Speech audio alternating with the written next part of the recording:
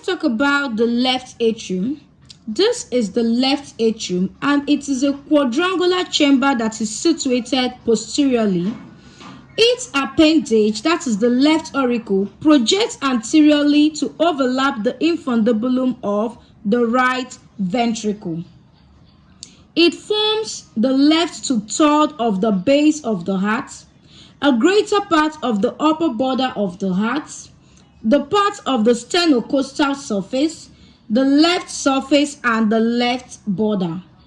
It receives oxygenated blood from the lungs through the four pulmonary veins, that is the left pulmonary veins and the right pulmonary veins, and pumps it into the left ventricle through the left atrioventricular or the bicuspid or mitral orifice. Let's talk about the features of the left atrium. The posterior surface of the atrium forms the anterior wall of the oblique sinus of the pericardium. The anterior wall of the atrium is formed by the interatrial septum. The two pulmonary veins opens into the atrium on each side of the posterior wall.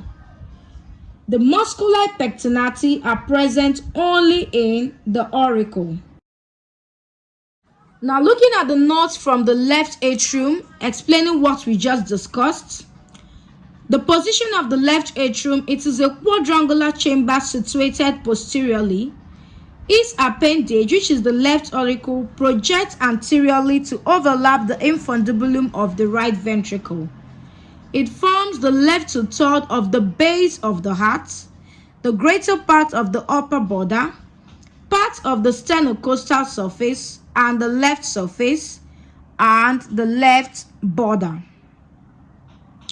It receives oxygenated blood from the lungs through the four pulmonary veins and pumps it to the left ventricle through the left atrioventricular or bicuspid or mitral orifice.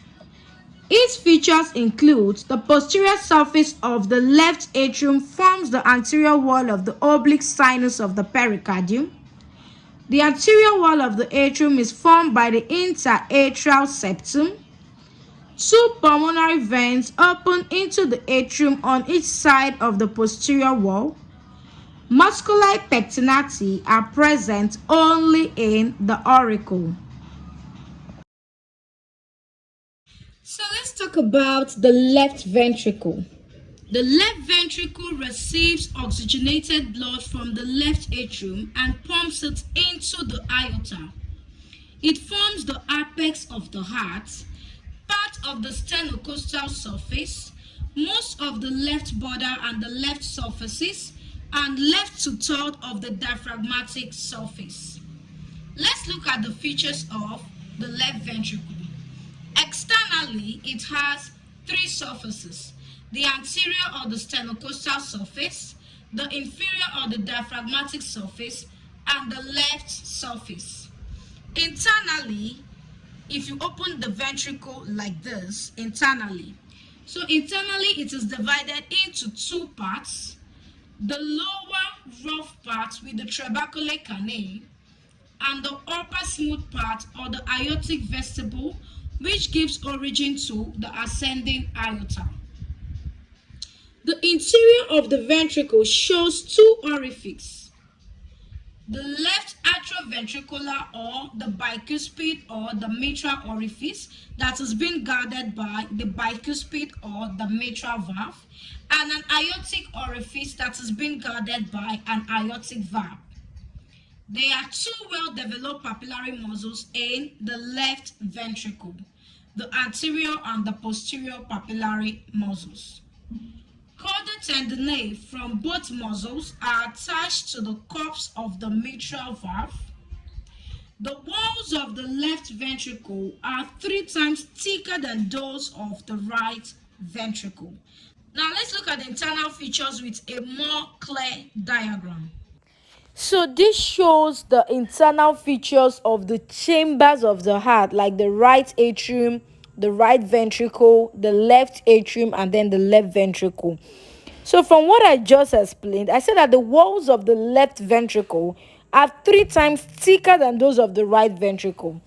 This is simply because the left ventricle pumps blood to the entire body, while the right ventricle only pumps blood to the lungs. Okay, now if you look at this picture, you will find out that the interior of this left ventricle presents 2 orifices. Okay, we have the bicuspid or the mitral orifice that's being guarded by a bicuspid or mitral valve. You can also call it the left atrioventricular orifice. Then we have the aortic orifice that's been guarded by the aortic valve. Then here we are having the 2 well-developed papillary muscles. That's the anterior and the posterior papillary muscles. That is for the left ventricle. So looking at the notes from what we just discussed, the left ventricle receives oxygenated blood from the left atrium and pumps it into the aorta.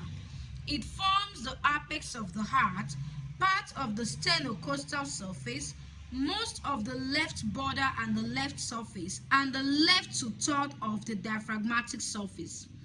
Its features include: externally, it has 3 surfaces: the anterior or sternocostal surface, the inferior or diaphragmatic surface, and the left surface. Internally, it is divided into 2 parts: the lower rough part with the trabeculae canal, and the upper smooth part or the aortic vestibule, which gives origin to the ascending aorta. The interior of the left ventricle shows 2 orifices: the left atrioventricular or the bicuspid or mitral orifice, which is guarded by the bicuspid or the mitral valve; the aortic orifice, which is guarded by the aortic valve. There are 2 well-developed papillary muscles, which includes the anterior papillary muscle and the posterior papillary muscle. The chordae tendineae from the both muscles are attached to both the cups of the mitral valve. The walls of the left ventricle are 3 times thicker than those of the right ventricle.